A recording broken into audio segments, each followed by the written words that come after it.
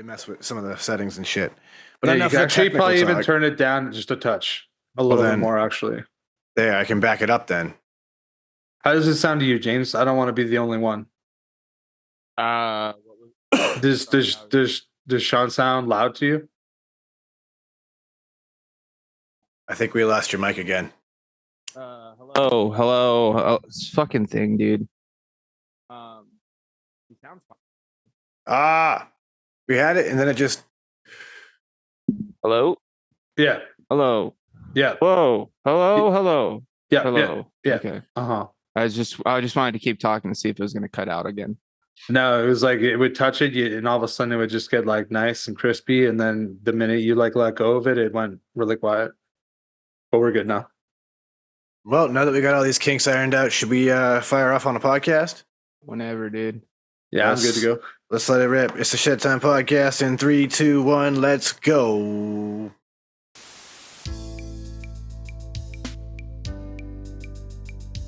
Ladies and gentlemen, I introduce you to Shedtime. What is Shedtime, you ask? Well, it's code for the consumption of cannabis, but it's much more than that. Shedtime's a state of mind. It's art, it's music, it's cryptocurrency, technology, it's food, it's vaping. It can be whatever you want it to be, as long as you're not letting the bastards get you down, not being a dick, and making it fun. When you're in the shed, it's whatever your mind allows you to create. So now let's get to the Shedtime podcast. You want to get high? Yes, I do, because it's a Shedtime podcast. Ladies and gentlemen, welcome back. Yes, air horns for all. We were just talking a bit before the technical talk about new music, and I've actually fallen into a new artist myself.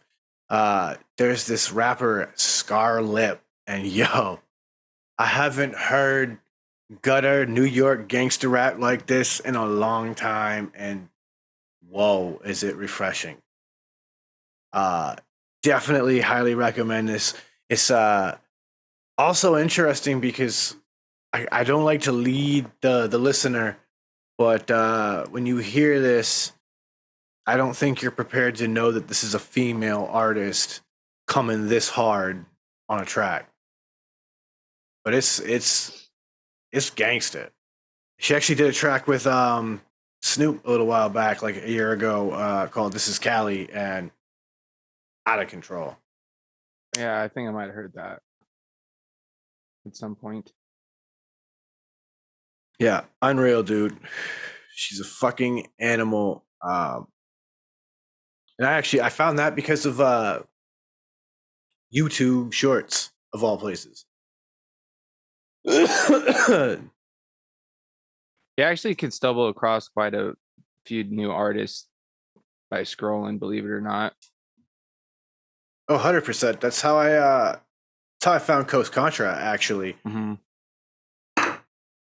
I mean, that verse that Eric Jamal goes off on that went viral, like, I heard it so many times, I was like, I have to hear this whole track. And that was the Never freestyle.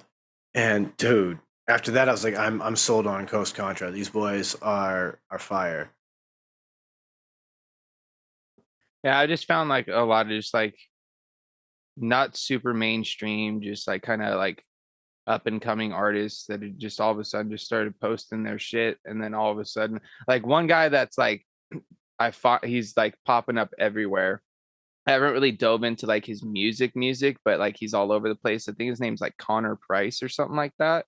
He's like this Canadian kid that used to like, he was like a child actor and like acted into like his early like, adult years, I guess. And then after the pandemic, he wasn't getting any acting work, so he just started doing his music. And he's like one of the guys that started the whole spin the globe thing, where like he'd have this song and he'd like, all right, so I'm gonna spin this globe, and wherever my finger lands on, I'm gonna collab with an artist from this country or this area or whatever. He's like the guy that made that shit popular. And dude, he blew up from that shit, dude. And his music is actually not bad, dude. Like, for what he does, he's kind of like a pop, hip hop sort of guy. Like He kind of does that sort of like singing and rapping, but most of his stuff's rap, but like he does do a little bit of like the hook and stuff here and there. And his stuff's actually pretty decent, dude. Have you ever heard of that? What's his something no money or some shit? What's his fucking name? He's another like Canadian guy, but like he put out one song that got real big and like popped. Like he's like collabed with him and like a bunch of other like I think like Canadian artists over the years. I think there's got to be a reasonable amount of Canadian like rappers. I mean, I know a couple at least. Well, I don't, guess by that artists, I don't mean just rappers. I just mean artists in general. Yeah. Oh well, He yeah. collaborates Rap with artists anybody. or artists, either or. Dang, Canada's he's done got- stuff with country guys, dude. That's actually pretty legit. Canada's got a crazy hidden wealth of talent that has just been kind of exploding in the music scene lately. There's some Canadian metal bands that are just really freaking good. So like, yeah, it's been pretty cool. Just on this subject, I just think it's kind of funny when everybody's like, "Oh, dude, you hear about this guy from Canada?" And it's like, yeah, dude, Canada can have talented people too. You know, Yeah. like they're not just here or wherever you're at. You know, they can be in other places. It's just Well, like Canada's basically California. So like think about all the people that have been successful, famous, and whatever, talented in California. Now imagine that's just spread out over a much bigger place. It's yeah, like the all same of amount of Canada. people, basically. Yeah. I think what it is, right, is like when people think about the musical exports of Canada, their brain goes to, Celine Dion and Avril Lavigne and Nickelback, and they don't think about the fact that like there are some incredible actors that everybody loves that are Canadian. There are some incredible bands that everybody loves that are in fact Canadian. Like, and we don't just mean Rush. You know what I'm saying? Like, Well, you It's don't. just like, you look don't at one of the need biggest me, rappers Nickelback. at the- Look at one of the biggest rappers right now, Drake, Canadian. Yeah. You know So what I mean? okay. And So I he's went to fucking like running shit. I went to rank of rappers. I guess this is probably Very bullshit, subjective, dude. yes. It's very subjective. but because yeah. So like everybody's gonna tell you I'll you're read a wrong. few of them off. I'm not gonna go through the whole list because I don't know where it ends. But the first one is Drake. So yeah, that he's pretty big. The second one, dude, I don't even know if I've ever heard of this guy. Maybe you guys have. His name is Nav. And his name's like Ravjir Nav Singh. So he's from like India, I'd assume, or Indian Never heard of descent. him. But anyways, he's number 2. Number 3 is Mercules, Know which him. you Yep. guys have heard of. Yeah, I know Mercules. Number 4 is Snack the Rapper. Oh shit, Snack the Rapper, really? Yeah, I've never heard his shit before. Apparently he has other aliases. So it's Snack the Rapper, and he has an alias of Sex Machine and White Dynamite. Yeah, Snack the Rapper's really underground. He like a lot of the like Boston artists that I've done shows with when I was coming up as a hip hop artist have had tracks with Snack the Rapper on them. Yeah, after that, dude, I've not heard of any of these guys. Well, I've heard of this guy. The right next one's Cardinal Fischel. Let's not forget Snow. Informa. Dude, he's like not even on here. Have you ever heard of a guy named Dax? Yeah. Okay, he's Canadian. He's actually pretty good too. Dude, Dax is nasty. Belly. You ever heard of an Yep. artist named Belly? Yep. I remember when Belly was Possibly. hot. Okay, all right. There's a guy named Daneo. No, don't know that one. DAN-E-O. It says that he was a trailblazer in the Canadian rap scene. Killy. And then the last one in the top 10 is Solitaire. Never heard of him. I listened to a handful of them.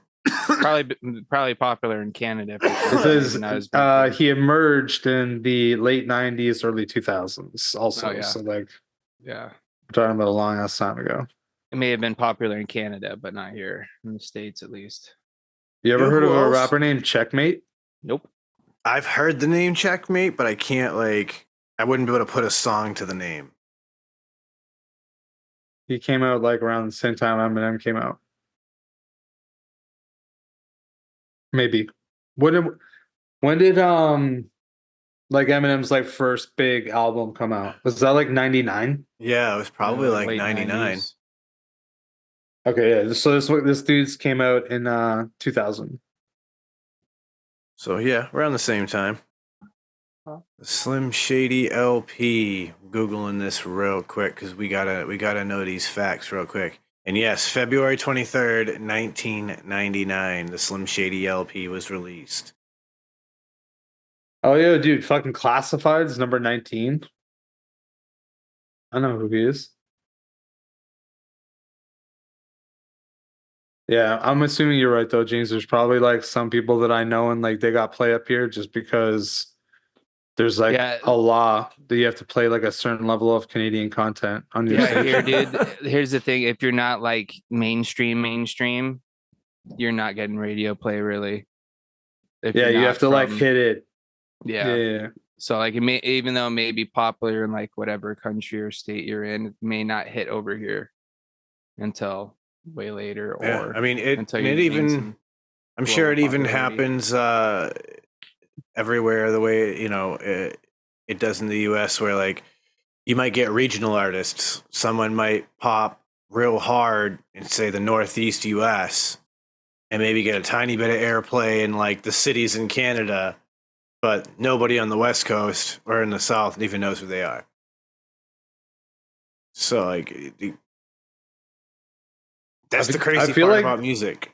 Do you not think though that like nowadays like it might be easier for people from other places, like not just Canada specific, because obviously like we went through a bunch of Canadian people that we all know.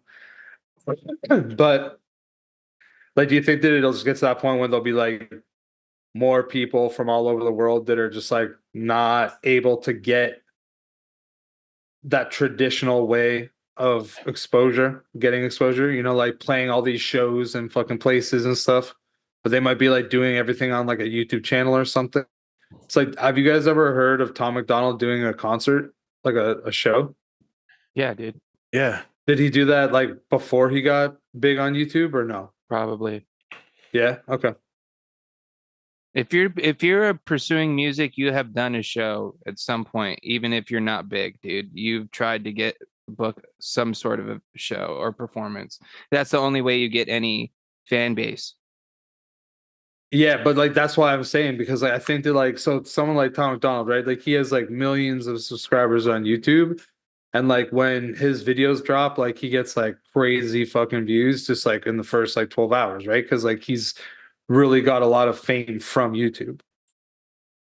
Which like some people, I guess they're saying like they're YouTube rappers or whatever. But I'm just saying like it's gonna be like that new thing. It's like that for anything now, anything entertainment.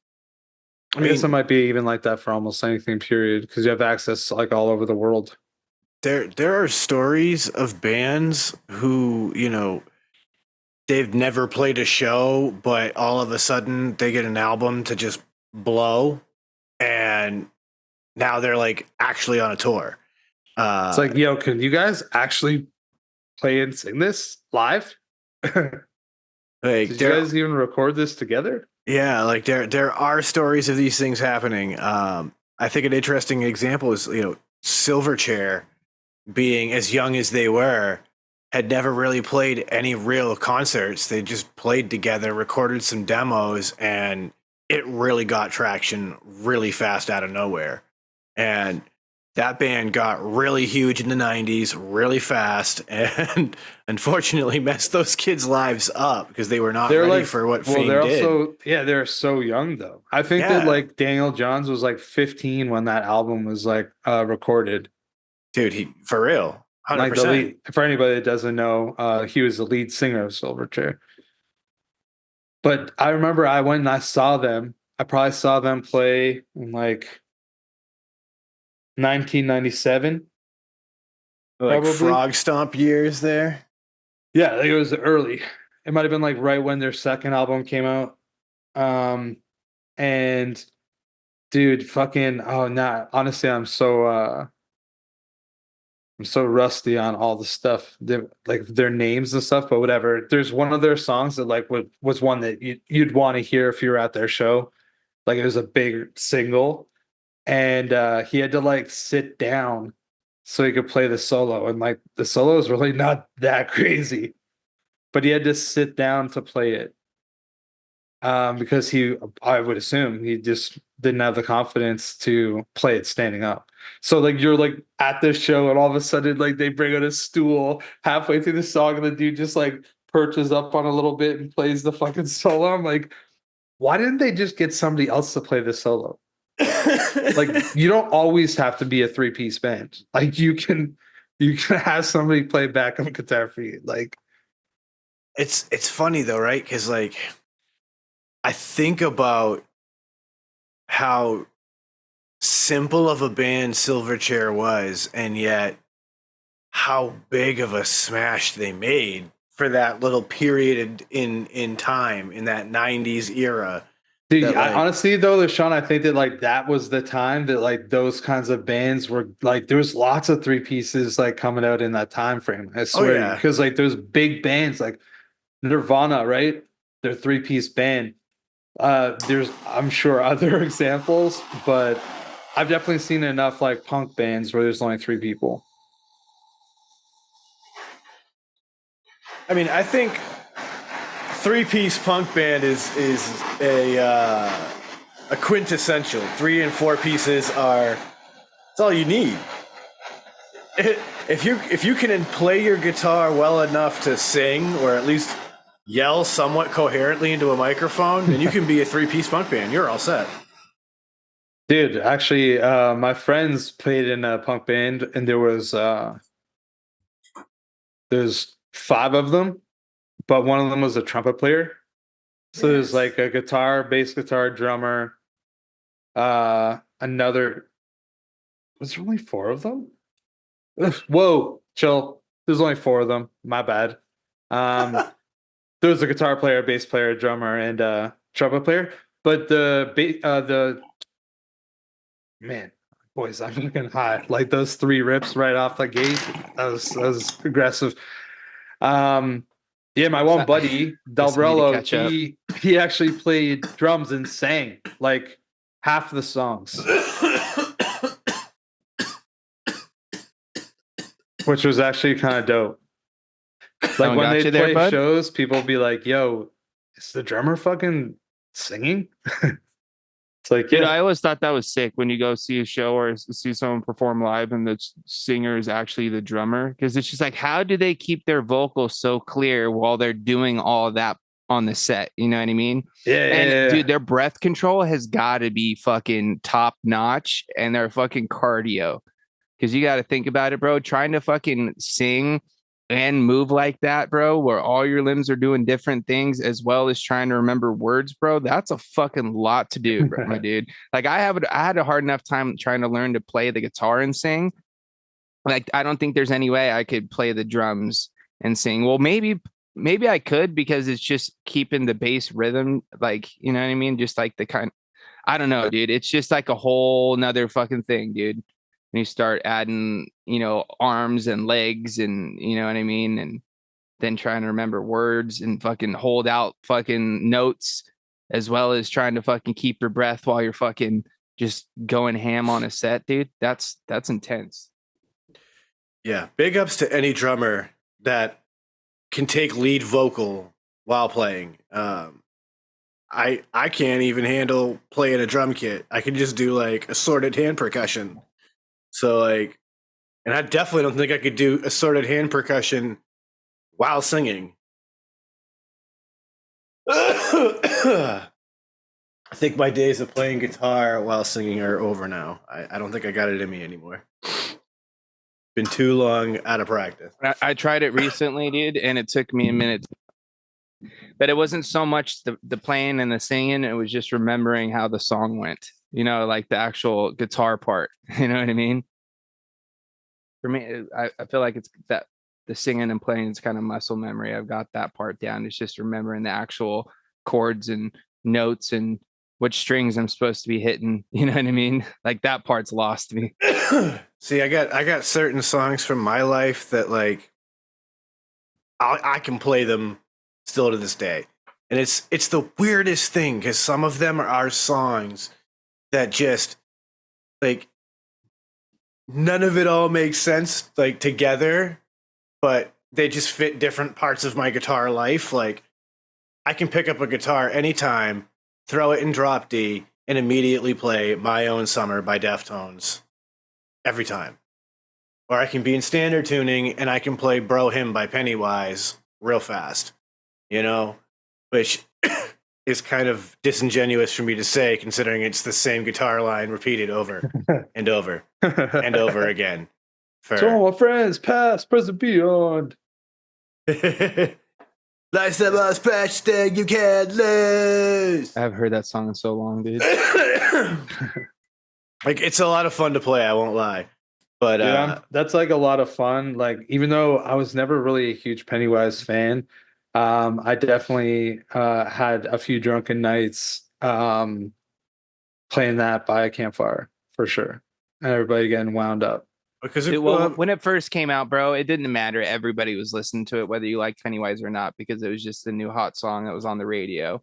So, and like, how hard is it to go to gang vocal a whoa, whoa, like I know it's like an anthem song, you know what I mean? It's like anybody can sing along because the words are so easy, like in that fucking part that everybody's gonna know it. And no matter whether you like that kind of music or not, you can get into it for that moment when you're partying and you're getting drunk and smoking some weed or whatever. You know what I mean? You just get into the vibe. and then if you're an asshole like me and my It's like friends, when Don't Stop Believing comes on. Everybody Oh. fucking starts singing that, you know what I mean? Whether you fucking know it or not. Everybody knows that part. you're not wrong.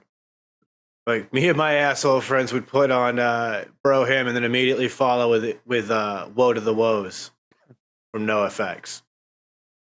Because There you that was basically a direct response to the song, like, hey, calm down. He literally says in the song, between AFI and The Offspring, I don't think we need anyone else to sing any more woes. Dude, Offspring, bro. Woes for sure. For sure.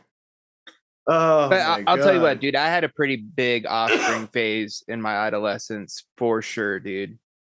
Like there was a point in time where I spent quite a few summers at Lake Havasu in Arizona. When you're out on the boat, bro, you listen to fucking Sublime, Offspring, Papa Roach, and Beastie Boys.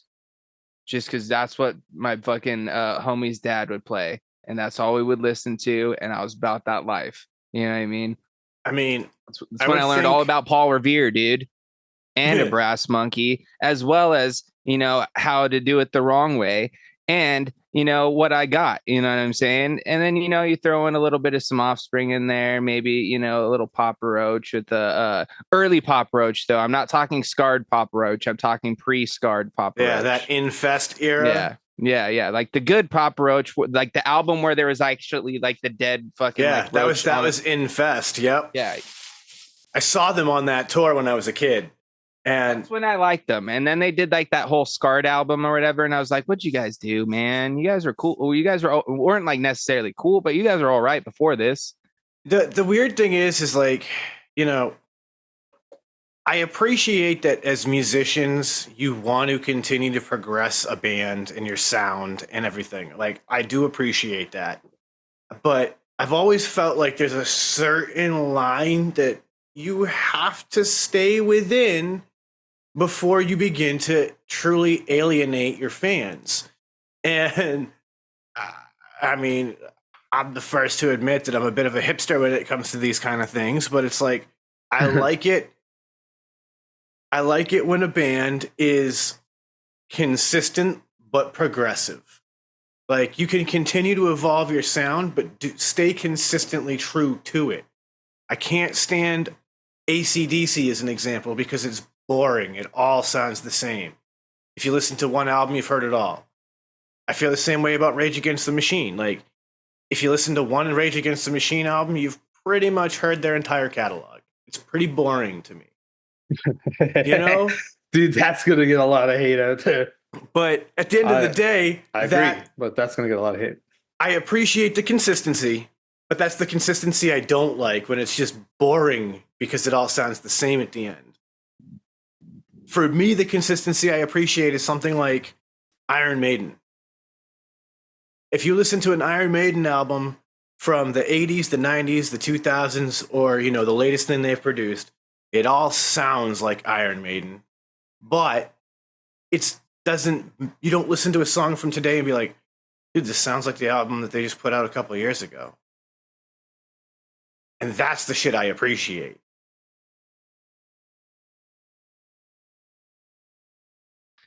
Yeah, dude, I don't know, man. Music can be weird, dude. You know what I mean? Depending on like what it is or who it is.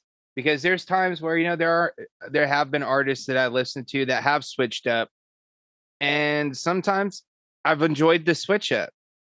But it's also because it was done tastefully and they did it in the right way. You know what I mean? They did it within something that still fit them without, I feel like, straying too far maybe from where they came from. You know what I mean? Yep. Like, I'm trying to think of an example off top. I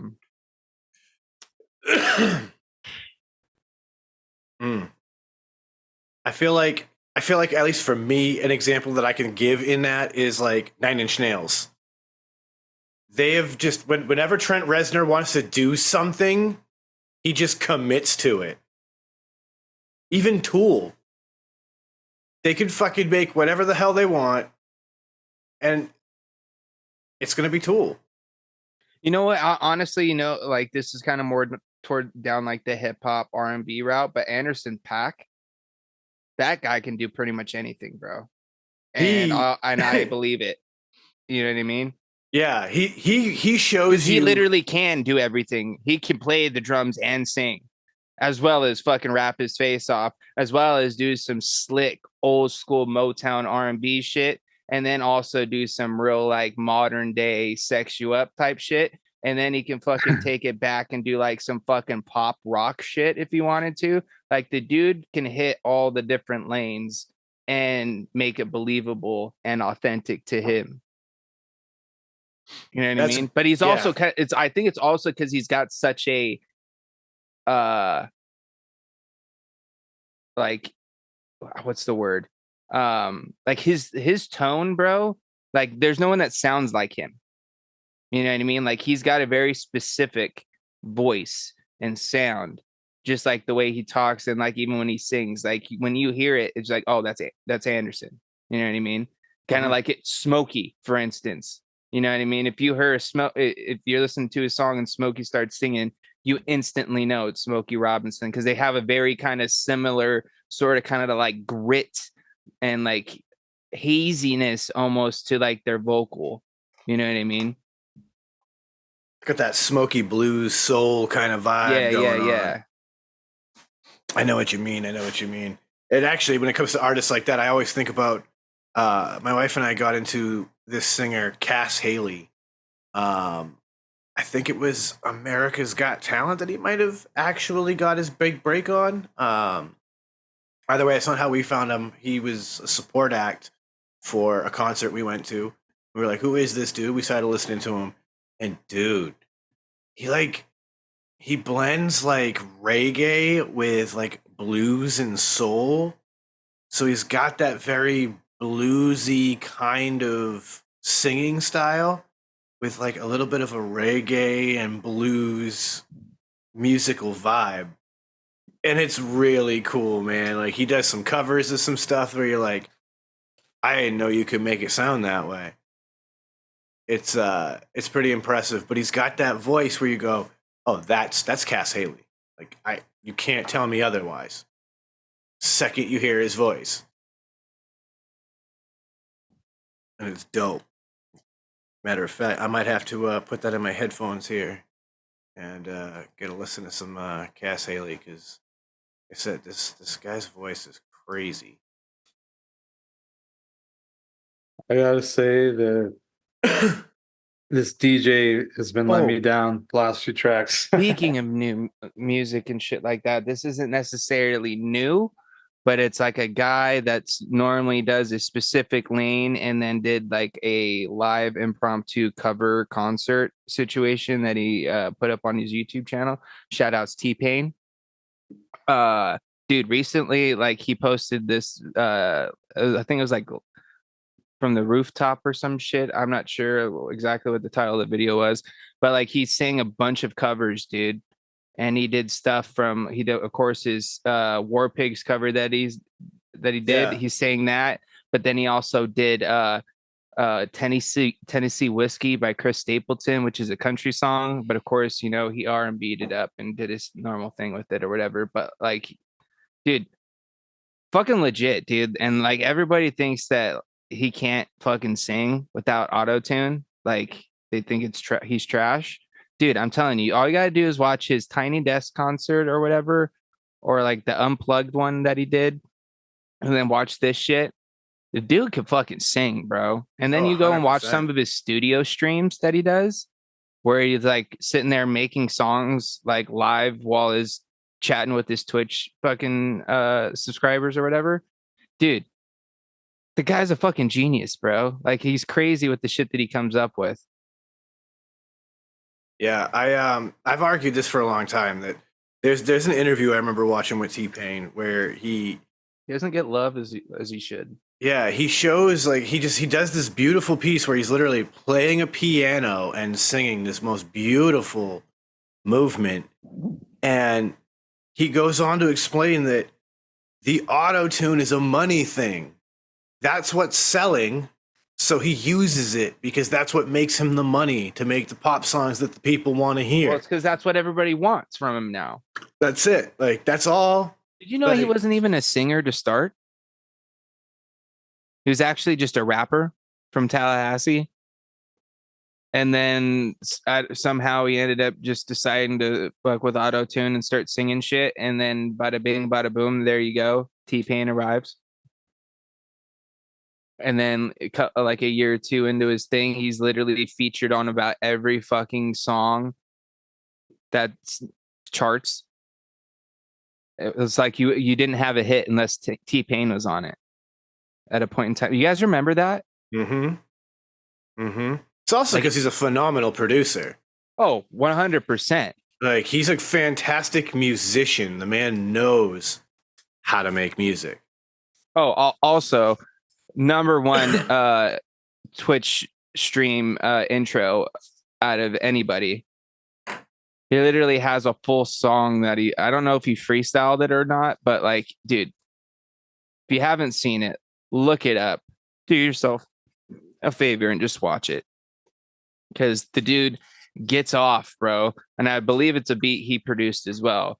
And then he just fucking unloads. So crazy, dude. Speaking of Anderson .Paak, that's what just came on my Spotify right now. Got a little tunes in the background, little mood music.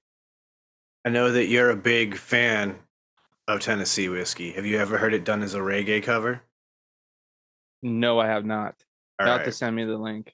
I'm about to share it right here on the podcast and I'm blow. about to just show you. Yeah, I'm blow everybody's minds real quick. Well, dude, I didn't know we were gonna be sharing clips because I would have been sharing clips too, bro.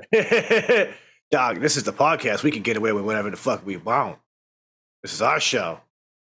Can't nobody stop us. Well, I guess YouTube could give me strikes, but yeah.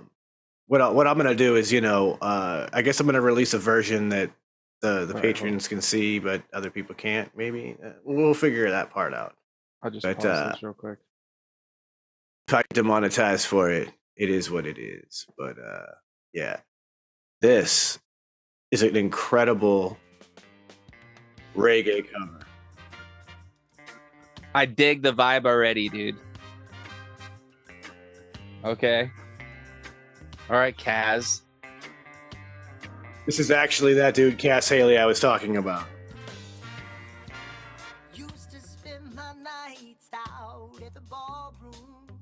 Yeah, dude.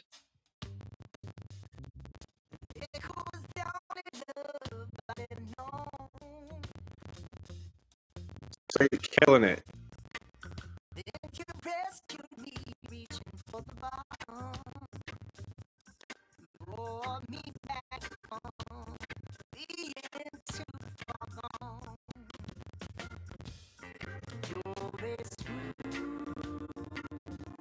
You know what this song does to me right now, Sean? It makes me upset that I didn't think about trying to do this.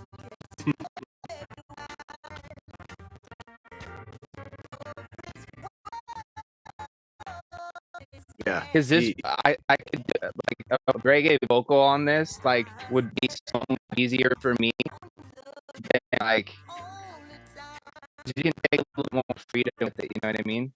Yo, like Dude, I could vibe hardcore with that, bro. I need to try to see if I could find that and add it to he's a got playlist it. or something. He's got it on Spotify, so you can peep it there. But yeah, he's friggin' killing it. He's got a good yeah. voice, dude. I like it, man. Dude, I mean, that's what I was talking about with like it's distinct. When you hear that voice, you go, "That's Cass Haley," and I know that's Cass Haley, and I can't deny it. But yeah, he's an animal, and it's funny because we working at the shop, we play a lot of reggae music and stuff, and it's a lot of just like a Pandora radio station. So this cover comes on quite a lot, and I'm always like, this is actually such a good friggin' cover. It's a great song to begin with, is the whole thing. So it's like you want to take a spin with it, dude, and stick. Then that's the thing too. Like, let's get into this real quick, guys. I want to ask you guys' opinion on this because this is something I think about from time to time. Because like when I was really into my music and like I was like trying to like play like open mics and that sort of thing, I was always into doing tasteful covers of songs where it's like I would take my spin on a song with like as far as the arrangement went, but I would stay true to the phrasings of the lyric for the most part. You know what I mean? I wouldn't take too many liberties with like doing runs or extending things or maybe changing like the I don't know how else to say it besides phrasing, like the spaces you may take in between a note or that sort of thing. Because I hate when some people do a cover of a song and then they change it so much that it's unrecognizable from what it's supposed to be, and I feel like it takes away from what the song is, not necessarily from the person who originally did it, but from the song itself. Does that make sense to you guys? Yep. I think a great example of that is Marilyn Manson has done a few covers that took it too far away from what the song originally was. No. Where when you hear it, you're like, this isn't what you're telling me it is. Just because you're saying those words on these sounding instruments, you're not playing that song. So I totally understand what you mean by that. Like nothing against anybody trying to take a chance or do something different, but I feel like if you change the song like in the way that it's supposed to be, like at least sang, or at least the words are supposed to be said within a song, you're changing the song into something different than what it is. You know what I mean? To where at that point it's like you might as well just write a new song. You know what I mean? Put your own words in there at that point. But I don't know. Yeah. No, like I appreciate if you're gonna take a song and maybe shift it to a different genre, right? Like when I used to do covers, one of the things that we did at one time was we made like a really pretty acoustic version of Damn It by Blink 182. So all the notes are the same. We just really slowed things down and made it a little bit prettier for an acoustic guitar. Yeah, and like that's like I'm totally with that, because that's pretty much what I would do. Because a lot of what I was doing was taking like whatever the top 40 hits were on the radio at the time, which were mainly, you know, some sort of pop, hip hop, some sort of rap or something like that at the time. And I would have to figure out, how am I going to be able to play this by myself on an acoustic guitar and make it sound like that song? You know what I mean? So like the only way that I could really get it across the best was keeping the lyrics pretty much, well, not, you know, obviously saying the same lyrics, but trying to sing the melody as close as I could to the original, with doing my creative differences with the arrangement, with maybe the pattern of the, like the obviously coming up with the strumming pattern to like also emphasis, you know, maybe like a little snare and bass sort of action, because that would be like the rhythm with the strum, you know what I mean? I this may not make sense to people that, you know, aren't real into music, and there may be some people that are just like, dude, what the fuck are you talking about? You don't know what you're doing.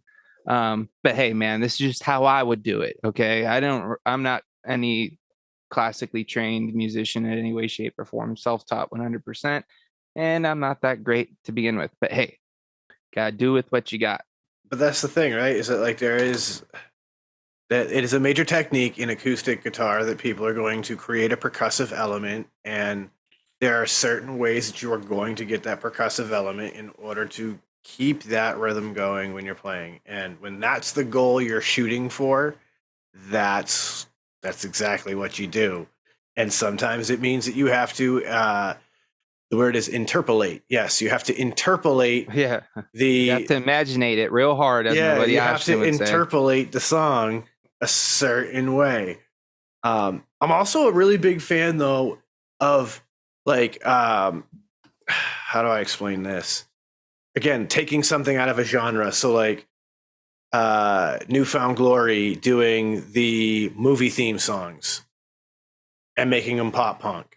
Because now you're taking things like Bryan Adams and Celine Dion and making them pop punk songs. And that shit I love. Because let's face I've it, ever seen those. My Heart Will Go On is a song You I haven't- cannot stand. I might have, but it's just not popping in my head at the moment. I'm sure Yeah, if it's I've like seen a it, I'd whole be like, album. oh, yeah. What's the No. album called? It's a whole series. They've done a few of them now, and I think it's called From Screen to Reel or something like that. Oh no, because I remember they had they at least had like a couple covers on multiple albums then in the past. Because like they did the cover of like "Good Enough" by Cyndi Lauper. Yeah, that's on the same album. Yeah. And like that was the first one, and they've done several now since then. Because I looked it up once because I was very curious. Yeah, here, I actually like "Good Enough." from the screen to your stereo part 2. There it is, From the Screen to Your Stereo. Okay, so they've done a couple albums. Okay. Yeah. But yeah, the first one, like there's My Heart Will Go On by Celine Dion as a pop punk song, and it's so good. And of course, I don't even want to commit to. I'm sitting at my computer listening to Spotify, and I still don't really want to listen to that. I'm I mean- actually looking for it right now to listen to, just because we're talking. Okay, is this the first one? All right, fuck. I want to hear. I really want to hear The Goonies Are Good Enough now because you've been talking about it. So They have I'm a personally never- gonna look it up. You never heard that? No, I owned the friggin' first album. That's why I know about it. Oh, okay. I just want to hear it now because we're talking about it. Or wait, is this the third? That's volume 3. Holy shit! So they've done Yeah, 3 I of told these you they've things. done a few of them now. Like the first one is from 2000. Oh shit! I gotta Yeah, scroll yeah. down then. So it's like it was their second release off their major labels, and yeah, Goonies Are Good Enough. So that one has That Thing You Do, the Never Ending Story theme. Yeah. I Don't Want to Miss a Thing. The Goonies Are Good Enough. The Glory of Love. Everything I Do it for you, and My Heart Will Go On. Like what? I kind of want to hear how My Heart Will Go On, just because. Like it's strangely enough, it's like the second most played song on that whole album too, which is no surprise. I'm disappointed that the Goonies theme is I was super not. into Newfound Glory, to be completely honest with you. It's all right. You weren't missing out on much.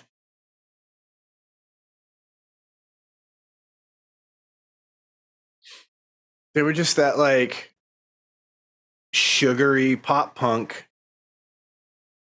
That They were like, you know what? Honestly, like this is the thing. I honestly feel that at the time of Newfound Glory and like when they were kind of coming on the scene, Okay, yeah, that's that is like definitely the time where this was like that bridge. It's like if you listen to this and you wanted to go further, you then became a fan of like punk rock music. Or like, you listen to this and you're like, nah, this is like too quick and whatever. I don't know. It's like that bridge. like I would think of it like this. In the early 90s you had like the Green Day and the early Blink 182, and if you sided with the Green Day, then yeah, you probably started to go down the like more real punk rock realm.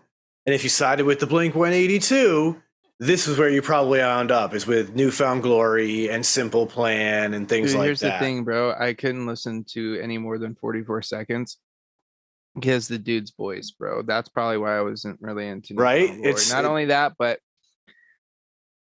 it's not good, bro. Well, in my opinion.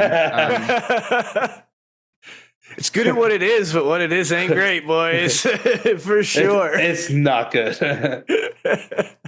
I'll say this. I went through a period of my life where I did like a lot of All right, hold different on. Let me pop punk listen stuff. to a more recent one because that Oh, was it's gonna in be worse. 2000. Let's see if they get more refined. It's gonna get worse. I'm gonna listen to the most recent one, and the songs are terrible.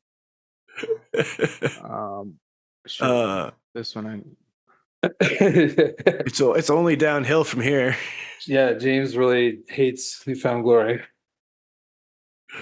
Well, Oh, hey, man. I'm giving him the old college try right now. I guess I'm not really giving him full credit either because they're doing songs I know, and Yeah, they had like some of their own big songs.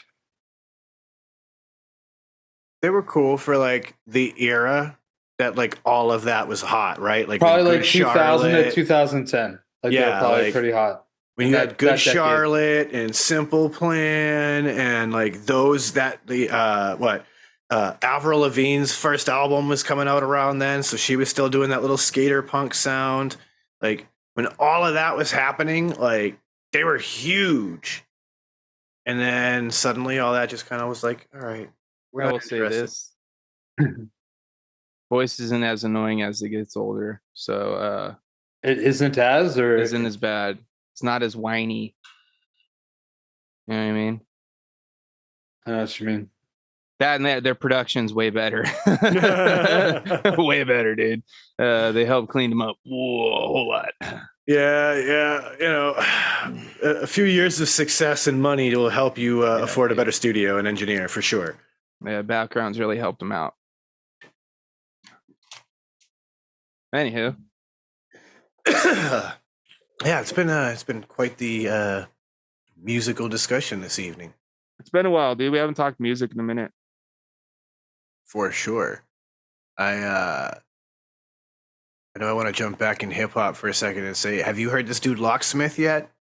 Because that dude has some of the craziest wordplay I've heard in a while.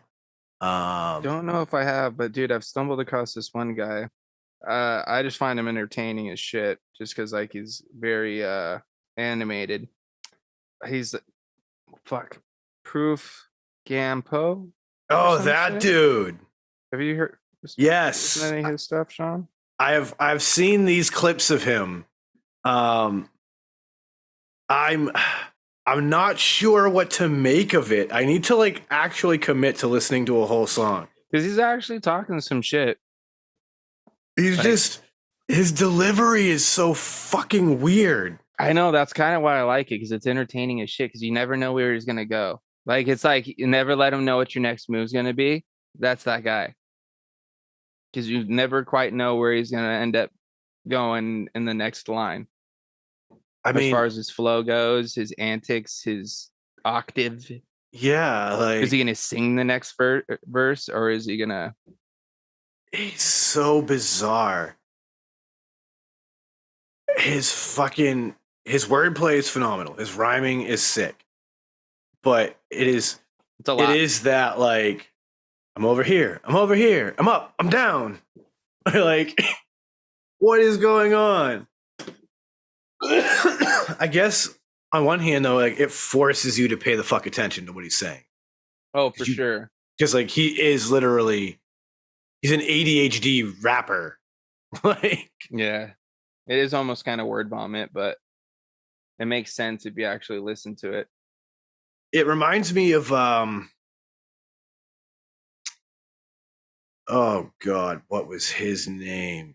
Everybody was super into him. Give me a minute. Talk amongst yourselves. I'll give you a topic.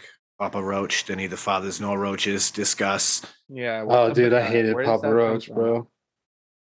Honestly, I never liked that band, but I've also never thought about that question. Papa Roach, maybe that's just the big roach after you've emptied your roach stash and smoked it, and then you've got the Oh, it's like a pap. Oh yeah, dude, Papa Roach. you know what I mean? Hey, you guys remember fatty. doing that back in the day where you'd save your roaches and then you'd roll your Yeah, I roaches used up to into a hate doing joint? it, but But hey, dude, you were hard up and you had to. yep, no, fair enough. I It's better than never smoking resin, dude. We've done had that this too, so, discussion. I'm yeah. still not above ripping a fucking roach bone once in a while. Dude, I had a buddy. Okay, shout out to my buddy Luke. I guess I still have him. I haven't talked to him in a minute, but dude, he used to always like save roaches, right? And like you'd be chilling at his place, and dude, anytime I was there, he would like never let me like roll a joint. You know what I mean? Because like he was obviously way better at rolling joints, but like he would always just like have weed. So sometimes like I would just like fucking leave $20 and be like, dude, like you can't always have me be smoking for free. But anyways, this dude, he would save all his roaches, bro, and then like he'd fucking roll up like the same size joint as he normally would roll, but just with like all like Straight, roach just goods. gorilla And- fingers of fucking roach weed. Yeah, dude, every time he'd do it, like sometimes he'd like roll a few before I even got there. He'd like let me know. He'd be like, someone's a roach joint. And then you'd see him. He would never recycle the roach joint roach. That would get thrown away. Well, Correct. yeah, dude. No, I'm just saying, like, because he would save What are you every gonna do, roach. 4 quad roach. I have attempted it with friends. We have made it to a 3rd gen roach. Ugh. By the time that you're like halfway through smoking that thing, it just stops burning and it's disgusting. So Dude, that's honestly, bro, even just a standard roach and ripping it open kind of makes me sick thinking about it now. Yeah, I mean, it's definitely not ideal, but It's like, so gross, dude, and you know, resiny, it's and then your sometimes hands in life, stink, like you just bro. need that little leg up, you know, and like that's that leg up you might need right there. You know mean- what, dude? I feel so. I'm blessed. I'm just gonna say I am not afraid. I am not taking for granted my position as far as my ability to consume fresh cannabis every time. Well, it also plays to the fact that like you just have a habit that it's like I can go to the dispensary. I'm gonna go to the dispensary. Do I need anything? No, but I might as well just add to what I have. So as I finish things I off, know. there's more. Speaking of which, I went yesterday just because I was nearby. See, like It's like, well, I'm close, so Well, how often am I over here? Only when I go to the dispensary. So you know what? no, I get When in it Rome. because I mean I feel that way when I go to the Now Lowe's. I don't have to drive back out there for a while. Hopefully, as long as I don't just smoke more because I have more, because that's usually what happens. But the artist I was trying to remember was Ari the Rugged Man. That dude Yeah. has a flow that's out of fucking control that like the average person, the average hip hop consumer can't keep up with that dude. Like, don't even bother. He's not your rap. He's not a rapper for you. He's a rapper's rapper. Like, Who's your Straight favorite up and down. rapper's rapper? like if you're a rapper and you're looking for rappers that make you want to rap better, then you listen to Ari the Rugged Man. Because he's bananas. He is an animal. And yeah, I never got the chance to do any of the shows with RA, but I got a chance to do shows with people who've worked with him, and I've heard that he is just as meticulous when he works as his flows depict. So, yeah, unreal, sick artist. And if you're looking for an MC that's gonna like make you go, "What the fuck? How?" Listen to him. People think Eminem can cram some syllables into a bar. Get you some RA.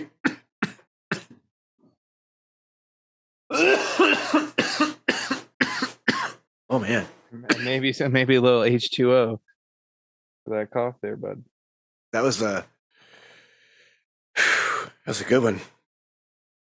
Oh Sometimes he'll damn! jump up and bite you, dude. So what happens when you mix the dabs and then you turn around a few minutes later and you're like, yeah, it's just packable. I'll go from dabs immediately into bags. Yep. I will say though, I did leave the old chamber on top of the volcano a little too long this time. This bag's tasting a little toasty. That's it. That's no fun. That's no fun at all. Remember, ladies and gentlemen, in between imbibing on your volcano bags, remember to remove the chamber from top of volcano to save your cannabis so you can enjoy a longer amount of time. Because if you leave it just sitting there on top, it's just going to cook up, and then you're only going to get like 2 bags, and the third one's not going to be that tasty. Yeah. But if you take it off in between, you'll get nice, tasty bags all the way through. 100%. That's a fact, Jack. That's a pro tip. Well, until the last one. The last one's always, not as flavorful, but Yeah, that that's neither reminds here nor me. there. I found my tabletop vape just this past weekend. So I have to clean that sucker up.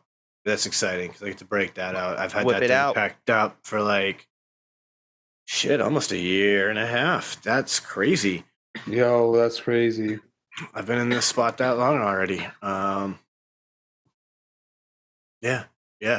That's how long things have been just sitting in my garage waiting for me to do something with them. That's funny. But yeah, things are moving. So that's good. I know we were talking about it earlier in the chat, Chris, but as I'm starting to look at this project tank, it definitely turns out that somebody has resealed the inside once before. Yeah. Yep. And that's why it's leaking now, because they did a terrible job. Yeah, like that's the beautiful thing though. As long as the glass is in good shape, everything's good. You know what I mean? Like, because you can recover it with the just resiliconing it. Yeah, that's the thing. Like it's some thick glass. So it's probably 1/4 inch thick glass. So that sucker's heavy. It's gonna be a fun project. There's a lot of silicone holding that rim on. It's gonna be a fun project. Oh yeah, dude. Like I told you, I did 2 125s in like an afternoon, but I guess it was really probably like from like noon till about 7 o'clock. And because once you get the silicone clean, it's really smooth sailing after that. Yeah, like it's laying like 20 a minutes. clean bead is not a problem. It's Yeah, getting that silicone all out of there and it getting all it perfectly clean. yeah. Mm-hmm. And like I'm pretty confident that the joints are all okay. In which case, that just tells me that like great, I just have to do the inside. But then that also means that like I have to clean it the hard way. You know, it's an intact box that has to be cleaned, not individual sheets of glass.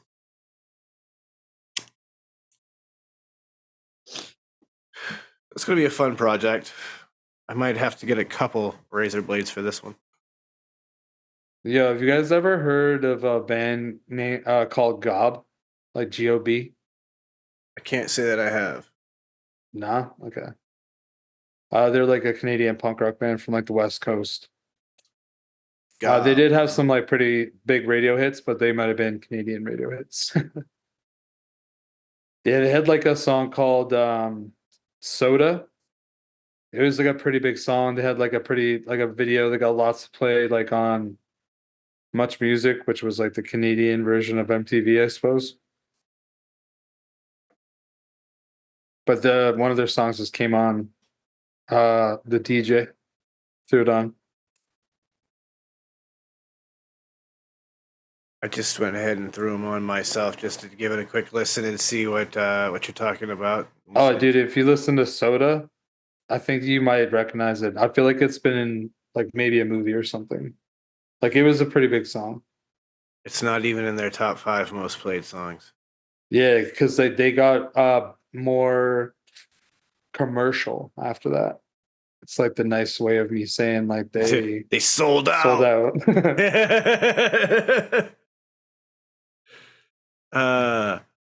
Gob Soda. Yeah. It's just like quick. It's like quick punk rock.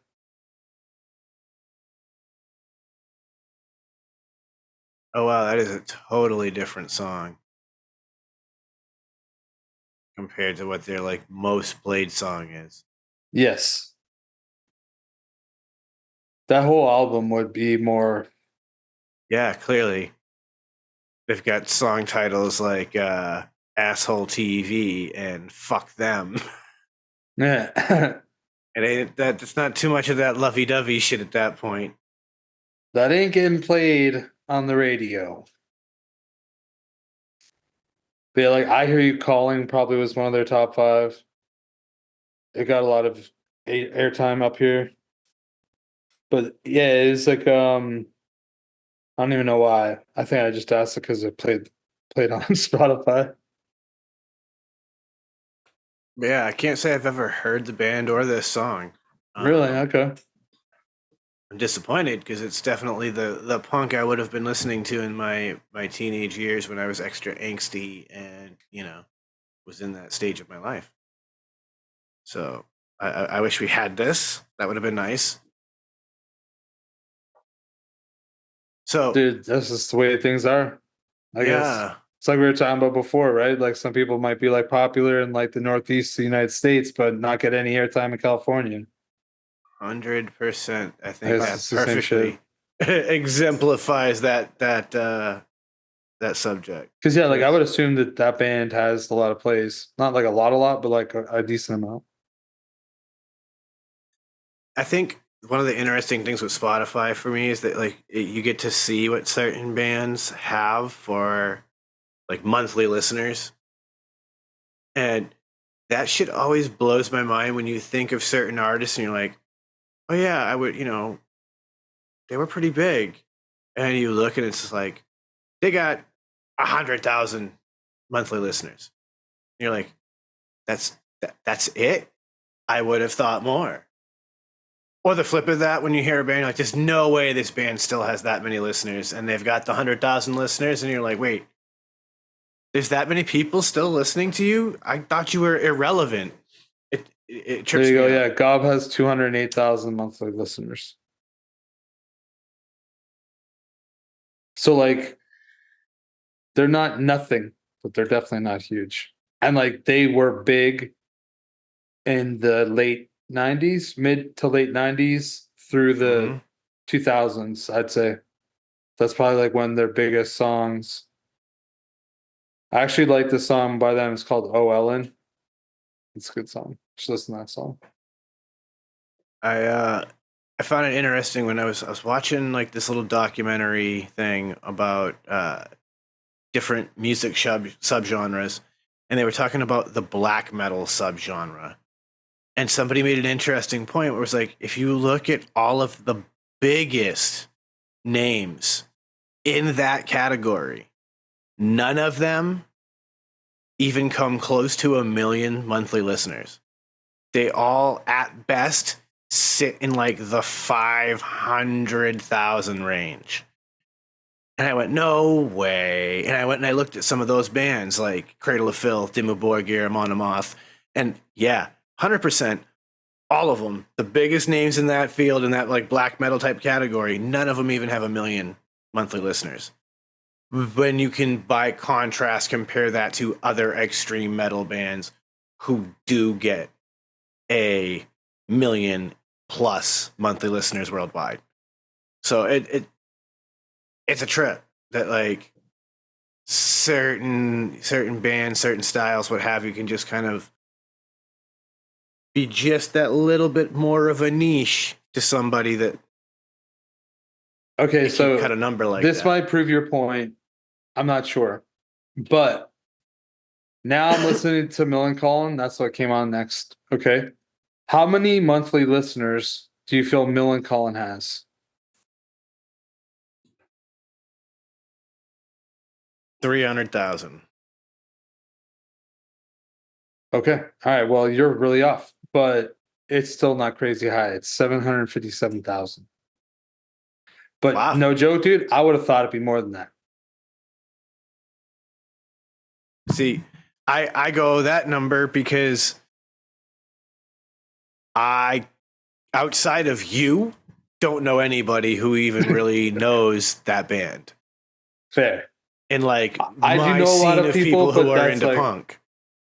Yeah, okay. Yeah, so like a lot of my friends liked Millencolin. Like a lot, that was like a come together band. Like I had friends that didn't like a lot of the same bands as other friends, but like Millencolin would be like that show that all my homies would go to. But then I might go to a leftover crack show and only a handful of homies would go to that. And then I would go to Less Than Jake and a handful of homies would go to see them. I have no idea how many listeners they would have. I would guess that they'd have more than Millencolin. No, Less Than Jake. Yeah, I'm gonna and check. all of them have more than leftover crack. Yeah, I have no idea. I'm gonna check. Actually, I'll check out Leftover Crack and I'll check out Less Than Jake. Oh, Sum my 41 God. just came on and they have 9,700,000. Right? I believe that. That I believe, because they have that like extra poppy element to them where they were able to just kind of attract that rock crowd. Oh, dude, Leftover Crack has 91,000. Impressive. What was the other one I was supposed to look up? We had Less Than Jake. Less Than Jake. Yeah, I'm gonna say that they're over 1 million. That's what my guess is.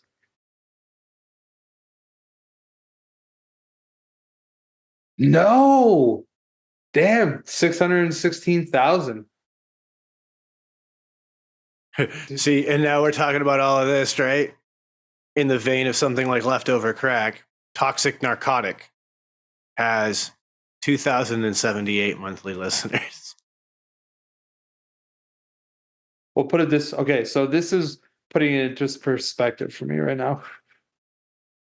No FX, who to me would have to be in like the top 10 most successful punk rock bands. I would have to think. I would definitely put them there. Maybe I'm biased because they're one of my favorite bands, but there's only 1.23 million monthly listeners. And dude, like a lot of people know who NoFX is. Yeah, out of 8 billion people in the world. Yeah, like more people will die in the next week than monthly fucking listeners to NoFX on this You planet. know? Guaranteed. Wild, right?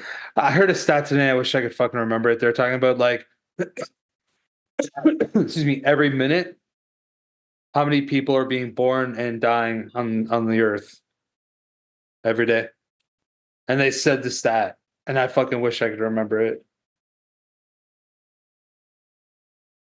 That's a I've heard the stat before and I don't remember what it is. I just remember it's a crazy number.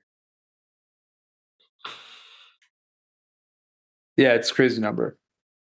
And there are people who say that we don't have enough humans on this earth. I say y'all need to chill. There are already too many people. I don't need no more. Town's crowded enough. Oh man. Dude, I'm gonna have to put on a NoFX song right now. Yeah, I fell down a rabbit hole of another artist that I hadn't even thought about in a while because we were talking about rappers. That's Vinny Paz of Jedi Mind Tricks. Because Vinny Paz has this like certain style of delivery that you just don't get with other hip hop artists. Like I don't know, it's you have to hear it. He like growls the way that he raps, and not in like heavy metal growl, but like like my name is Vinny Paz, like that kind of like a growl or whatever. And it's just I don't know, I like it. Just that Philly style, Northeast, grimy conspiracy things, like he's got straight up conspiracy raps on his albums. He's out of his mind.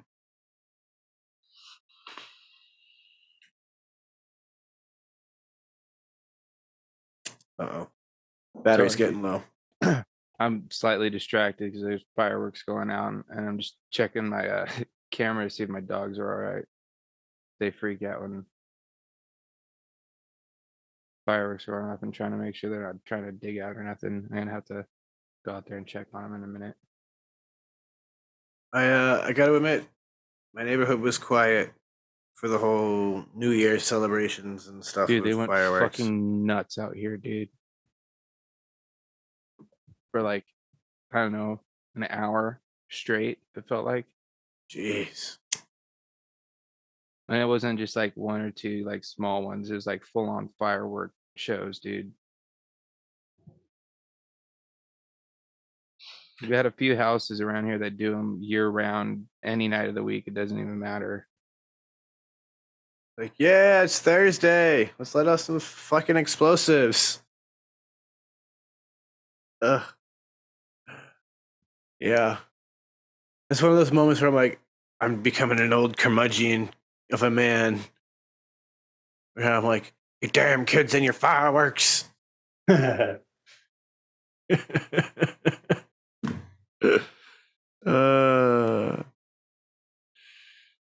Dude, oh my god. I just want to say, NoFX is fucking rad as fuck. Man, there's still songs that like I can put on, dude, and I just like fucking it just pulls me exactly where I want to be in that moment with that song. Do you know what I'm saying? Mm-hmm. I know that like there's lots of music that does that, like for people. It's not like just one specific band or anything like that, but that's exactly how I feel right now. I'm just like, oh man. Oh, I'm listening to Total Bummer by NoFX. So pop up the volume. I love when you can play a song and it can take you back to a specific moment or a specific memory, and like you could just relive it anytime that you hear that song. It's powerful, and yeah, I love the way that it can do that.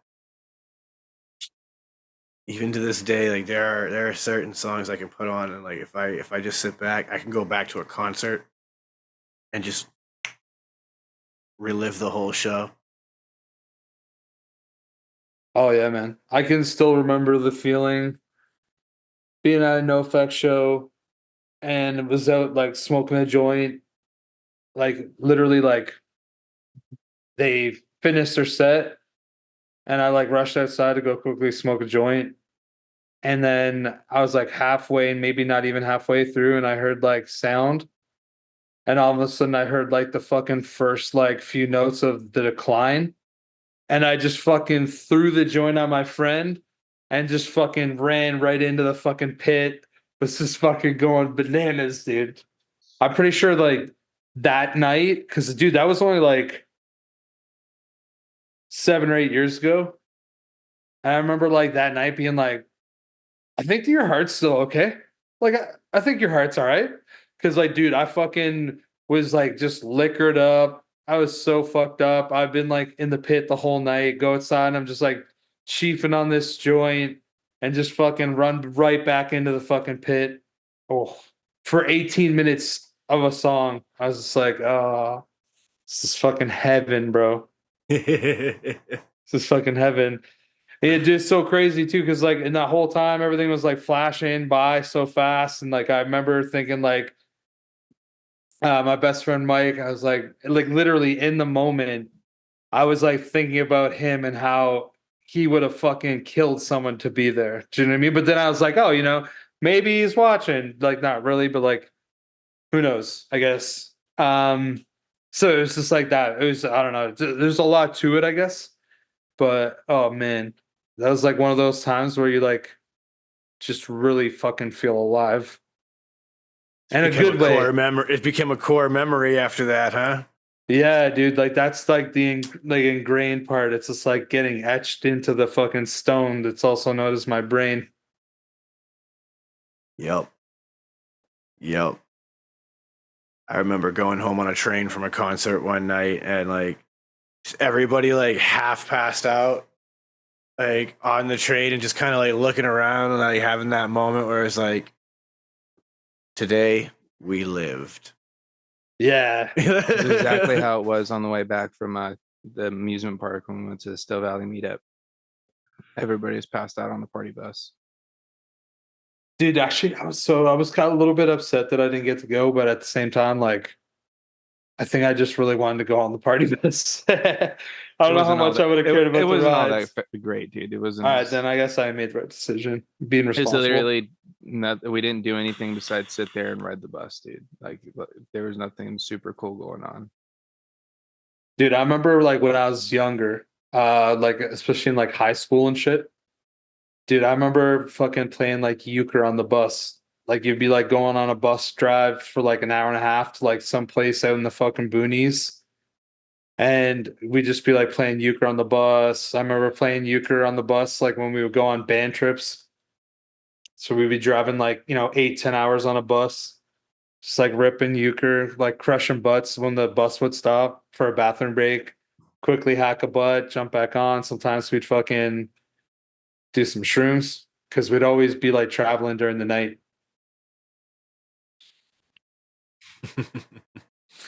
Yeah.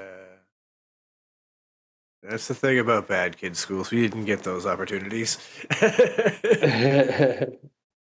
Honestly, it's so funny because like music was like the only class I'd never skip. It was the only class that I actually like wanted to be in. Like literally, I don't think that there's ever another class that I wanted to be in. Especially compared to music. The only times I wouldn't necessarily be like thrilled about going would be like the theory when I know that we were doing theory the whole class. But I'd still go. Because I had respect for my teacher too. I would have been pretty sad if he was like, Mr. Snyder, hate to tell you, but you're going to fail this class because you can't show up. I had that conversation with a lot of other teachers. I didn't want to have it with him. Yeah, man. That's that was the thing about my school is you just might as well show up. Fuck it. You're only there for 4 hours anyway. They don't even care. You could go take a nap the whole time. They'll just let you do it. Yeah, like, okay, yeah. My school is definitely not like that. Like you'll fail, but yeah, who cares? Yeah, it's like you always come back. That's it. You just be here next year. No big deal. You'll know half the answers. Once you learn the other half, now you can get the fuck out of here and never come back. Dude, man. NoFX is still playing shows? That's crazy. I I didn't thought they know were. that. Yeah, I thought they were supposed to be going on a final tour. Oh, are they? Because it looks like they're doing a world tour, and it's starting the 20th of the month, this month. I don't know where Moore Park is, but I think it must be in Australia because there's back-to-back shows in Moore Park. And then on the 23rd of January, they're in Brisbane for 2 nights. West Melbourne for 2 nights. I'm assuming places in Japan because I can't read any of it. It's No Effects, Sum 41, The Damned, and the Suicidal Tendencies. That's a wild lineup. That's pretty crazy. It's somewhere in Japan. Milan, bunch of stuff. Eindhoven, I don't know what that is. Germany, Cologne. Oh yeah, that's crazy. Wow, dude, they got a fucking tour, dude. They literally are starting the tour the 20th of January, and they just have dates all the way through until August 25th. That's a heavy tour schedule. Jesus. Yeah, they're finishing off with 3 shows in Montreal. There's 3 shows in Edmonton, Denver, Brooklyn. Shit, I might actually have to try to go to that one in Montreal if they're like done, like done touring ever. Fuck, dude, they got to be pretty old.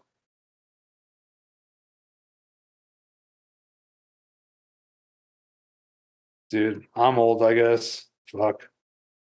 You know what I mean? It's like if these guys were like literally putting out shit and it was like their, I don't even know, man, probably like 4th studio album when I was 14 years old. Maybe even fucking might be more than that, bro. A Brew Teams and a Bean came out, I think, 1994. And they had Ribbed, they had Maximum Rock and Roll. They might have had a 4th one. I can't remember. Either way, if they were doing that and they were like seasoned at that point, and I was a fucking 14-year-old kid, yeah, they're in their like late 50s now, I'm sure. That lifestyle is not easy. Yeah, well, dude, I met Eric Melvin, who's like the lead guitarist. Fucking, well, I guess maybe El Jefe is on it. He plays guitar. He's the dude with dreads. And I met him, probably 10 years ago, because my buddy Dano, who actually sings in this band called Het Up. Anybody wants to check them out? They actually just started putting out music, but he like somehow befriended him, and he flew to fucking Las Vegas and played on Eric Melvin's like rec league hockey team as like a ringer. Like it's not sick. Yeah, dude. Oh, that's sick. Yeah, dude, it's pretty crazy. Yeah, and like they just became friends, and like so I got to meet him through my buddy Dano. That's a trip. God bless the game of hockey, I guess. Yeah, dude. Actually, like my buddy Dano used to be in a band with 3 other friends of mine, and they actually got to open for No Effects the night that they played The Decline. I think that they actually might have opened up for them back-to-back shows because they played back-to-back shows in Toronto at the Warehouse or the Government. I can't remember which side they were on. I think the Warehouse side. And yeah, Crooked Hook, that was their band name. They got to open up for them. It was pretty fucking dope. So I was like extra fucking lifted that night. You know what I'm saying? Yeah, boy. I was litty, as the kids say. Those are good times. Those are good times. Dude, I do miss getting just fucked up, all drunk, and like going to like a punk rock show. I would treat it very differently now, but it was nice do when I miss those wasn't the days. one having to be responsible. it was nice when my body could recover from it. What? Yeah, That's that my too. problem, man. That too. Dude, you just can't go out drinking until like 3 a.m. and in the middle of that, you just like probably sweat like 5 liters of sweat in a fucking mosh pit and then wake up the next morning on somebody's couch and feel good. Like you get to a point where that's just, you can't do that anymore. Yeah, no. I think I tried to do that into my 30s and I was like, you can't do this anymore, bro. Dude, I had to go to work on 4 hours of sleep one day and was like, dude, my body isn't made for this shit anymore. Oh, dude, I wish that wasn't just the daily for me, but unfortunately that is. Dude, I have such a problem sleeping nowadays. It's ridiculous. And then I still wake up feeling like I fucking was in a mosh pit, and I've never been in one, but I feel like I've been in one when I wake up the next morning. It's all bad, dudes. Shit. Well, boys, we are coming to the end of the time that we have here tonight. Gina's telling me to bring it to a close. So you know what Just that having means, her ladies and watch. gentlemen. Got to get our asses rolling because we do not want to make Gina mad. She keeps this whole shit show that we call the Shedtime podcast rolling. So with all of that, I'm going to go ahead and start sending it around the room, and that means Uncle Chris kicks it off. So tell him what it is, sir. Well, thank you guys. Appreciate it. Shedtime podcast is my weekly fix of just chilling, not thinking about a bunch of other stuff and just kind of fucking having a chat. So thank you guys for being along for the ride. Appreciate it. You go check out shedheadpodcast.com. You can check out all the stuff like our Patreon from past guests. All sorts of links are on there, including our new merch store, which is pretty fucking crazy. I don't even know if Sean announced it yet, so I feel bad now that I just said that. But either way, you can check all that stuff out on shedtimepodcast.com. And I think that's everything for me. So everybody be safe. Live your best life. Frames, take it away. As always, shout out to all the Shedheads for all you guys' continuous support. Make sure you guys are leaving those 5-star reviews on all your podcasting platforms. We appreciate it because that helps us out in the old algorithm.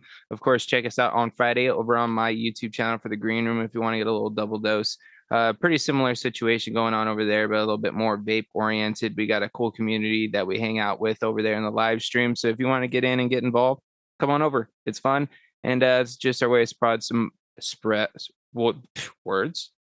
spread some positivity on a Friday, leading into the weekend on a positive note. So come join us there. Other than that, we'll be here in the shed doing what we always do. So I'm gonna do it as I always do, sending out positive vibes, crisp high fives. Don't forget to tell someone you love them, and a little bag or dab will do you. Sean.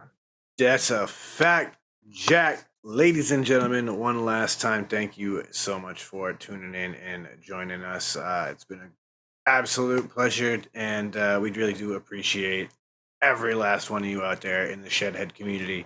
So, these boys already told you, Green Room on the Frames Janklin Vapor channel on Friday nights. Go check that out. ShedTimePodcast.com. Links to everything is there. And other than that, you know what I'm going to tell you. Don't let the bastards get you down. Be cool. Don't be a dick. Whatever it is that you do, be sure and, try and have some fun with you. And, of course, This is the Shedtime Podcast, and it's time to roll on up and roll on out.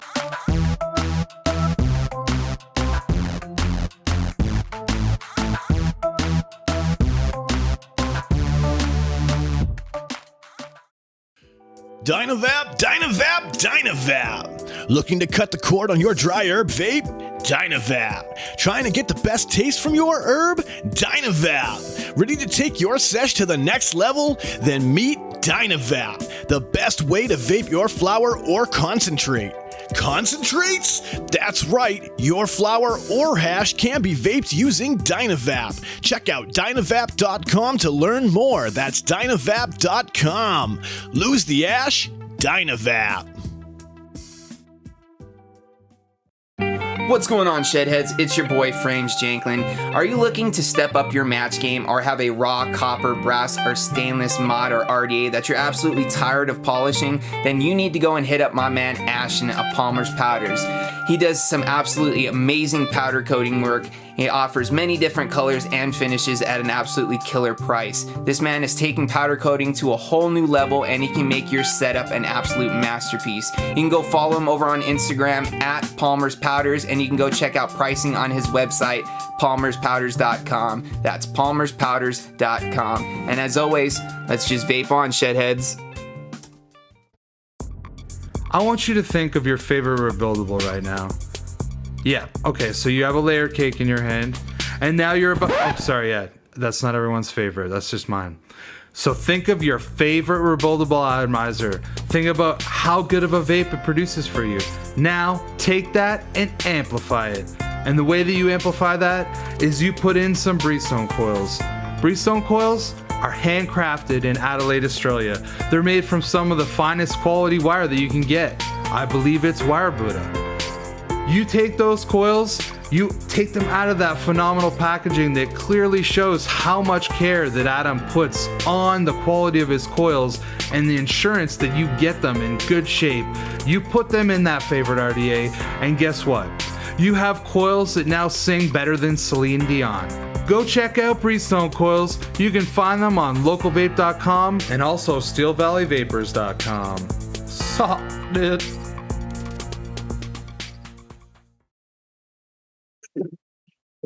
Wasn't expecting that, and I think it's funny that Chris already forgot that last week you talked about the merch store.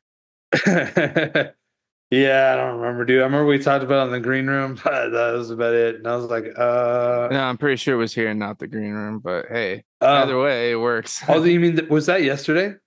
Yeah. So copy you a hoodie, bitch. Dude. My brain.